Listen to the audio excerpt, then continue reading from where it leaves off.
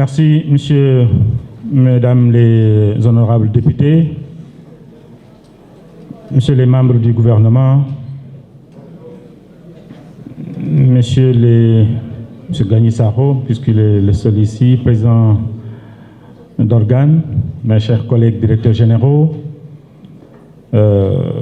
chers tous, la Maison de la Presse est très heureuse de vous accueillir. yaakaar naa ne du ma jël 3 minutes dinaa def moins parce que remerciement dong la et encouragement à l'endroit de la JPS.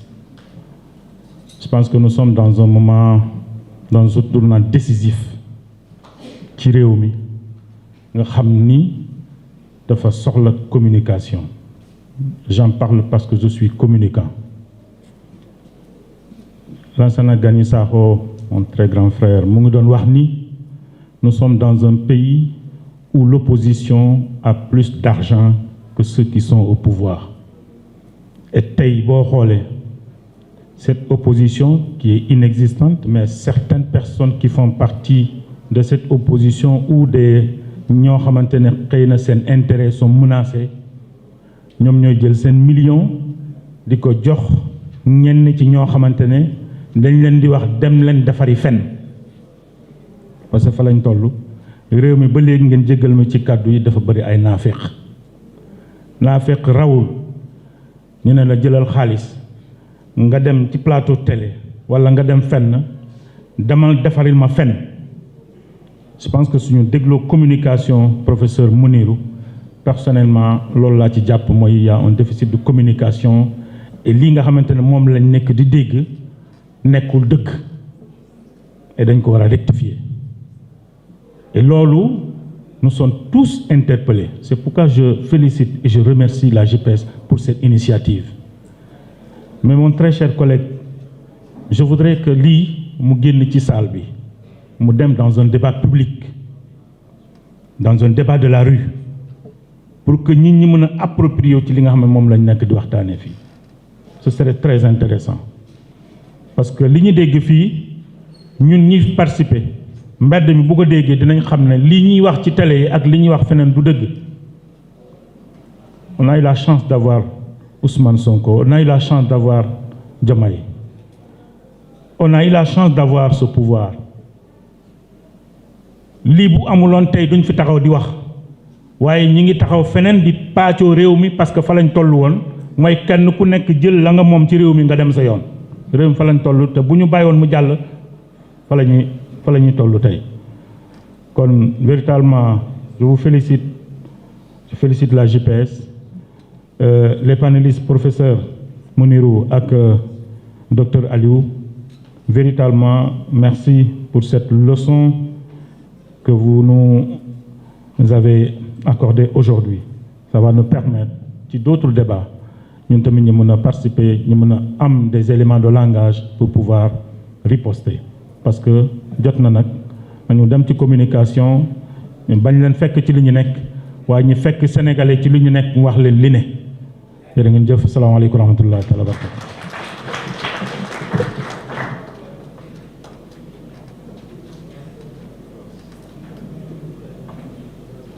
Salam alaikum, je commencerai d'abord par les panélistes. Je pense que nous avons passé des moments très intenses de communication sur les politiques publiques, notamment sur la dette. Et c'est très important pour nous en tant qu'acteurs politiques, en tant qu'autorité, d'être invités à ce genre de moments. Je remercie aussi le coordonnateur de la JPS. Je pense que cela fait 10 ans. Avec nos amis Yankoba et Babakar, on lancé la JPS à la salle de l'Harmattan. Une année après, ou bien moins d'une année plus tard, on a mis en place le bureau national en 2017, l'NDSS. Depuis, je pense que la JPS s'est illustrée par sa présence sur le terrain. Mais d'abord, c'était la bataille de l'existence qu'il fallait d'abord gagner, parce que c'était un parti anonyme, dirigé par des anonymes, qui voulait mettre en avant des jeunes. Je me rappelle, on était dans le véhicule du président Sonko quand on a pensé confier la chose d'abord à une personne. Finalement, on a dit non, on va mettre en place un comité, ce comité dirigé par le frère Ibrahim Thiam, devenu ministre aujourd'hui. Et après, on a poursuivi l'aventure. Aujourd'hui, je pense qu'avant, vous avez aussi gagné la bataille de la résistance, ce qui nous a amenés au pouvoir. Aujourd'hui, je pense qu'il s'agit de gagner la bataille de la science. C'est vrai que parmi vous, il y en a qui ont été responsabilisés à des positions très stratégiques.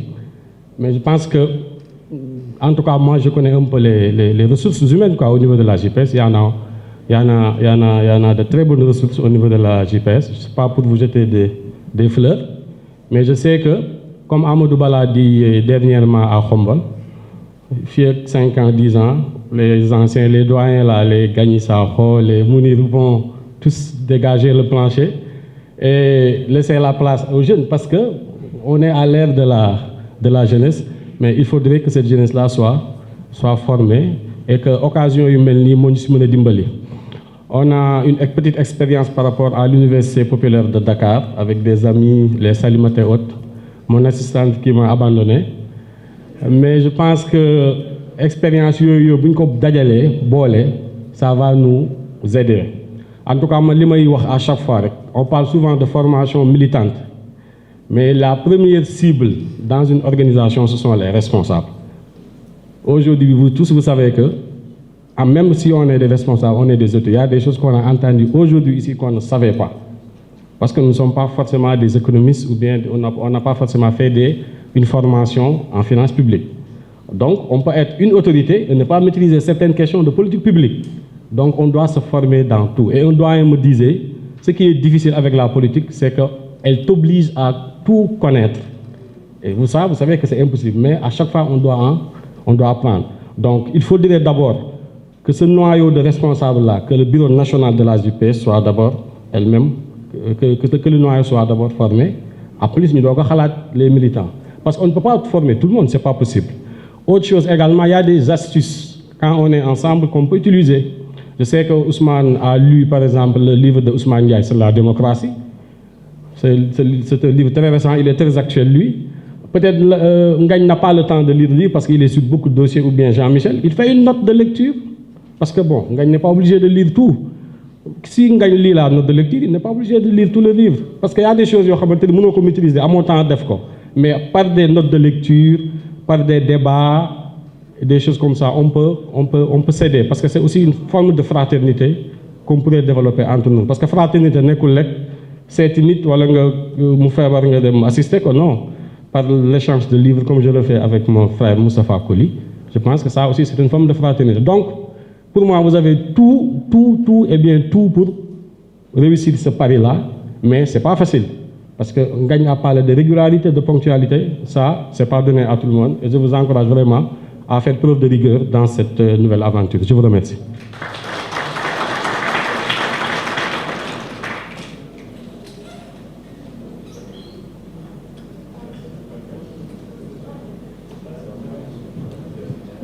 Docteur Lansana Gagny Sakho, membre du MONCAP.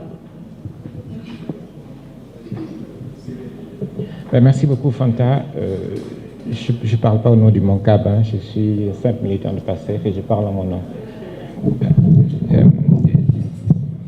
Je pense que ce panel, il vient à son gagne. Vous avez gagné, quand je dis vous, je parle de la JPS, c'est vous qui avez gagné les élections présidentielles, c'est personne d'autre. Et je pense qu'il faut continuer à porter le combat.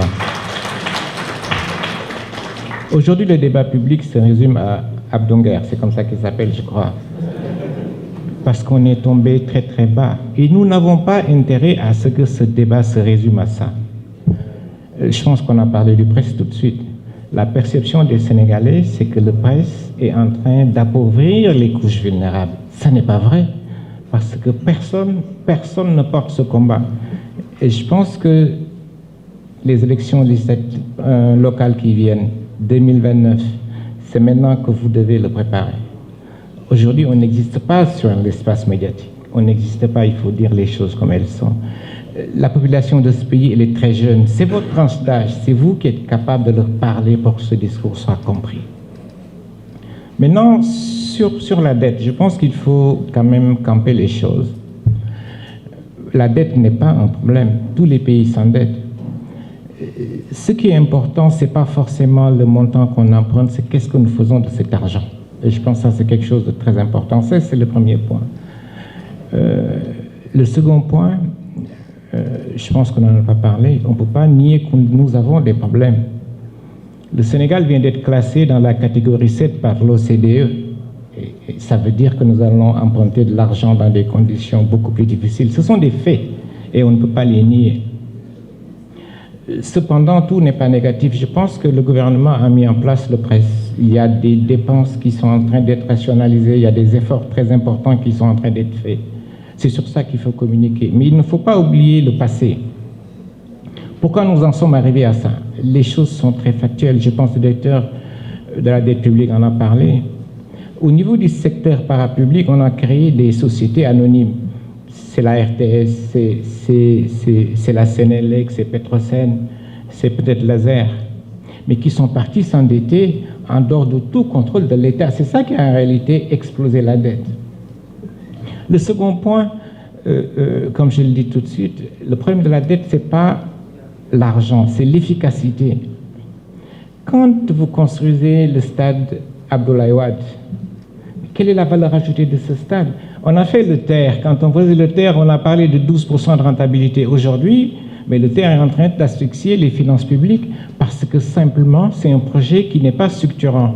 Aujourd'hui, quand on met en place le plan de transformation Sénégal 2050 et la volonté des pouvoirs publics de rationaliser, je pense que nous sommes dans une logique pour arriver à maîtriser les dépenses publiques. Je pense que c'est tout ça qu'il faut, c'est sur tout ça qu'il faut communiquer. En tout cas, moi, je vous encourage à corriger. Vous êtes sur la bonne lancée.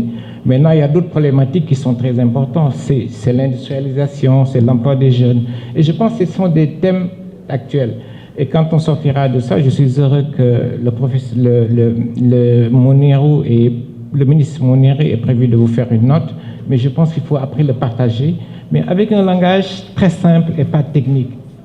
On doit regagner le débat public. On ne doit plus accepter que ce soit le débat public soit centré sur des problèmes d'homosexualité, sur des problèmes d'Abdonguer, etc., etc.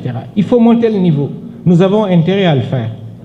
Parce que les personnes que nous avons démis, je dis démis entre guillemets, le problème c'est qu'ils sont extrêmement riches, ils maîtrisent la presse. Et nous, si nous sommes absents de cette presse, c'est que nous allons disparaître. Il y a également quand même certaines choses à faire. On doit essayer de nous réconcilier avec la presse. Toute la presse n'est pas pourrie.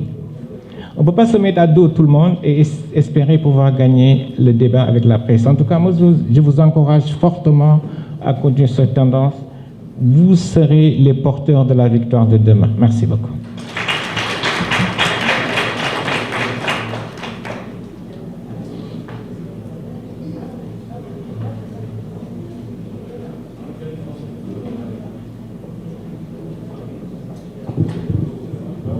am na benn borom oto AA 858 nee nañ fi nga gaare baaxul pour nga mën a déplacer wu je répète AA 858 donc sans plus tarder dañuy dugal l'ancien coordonnateur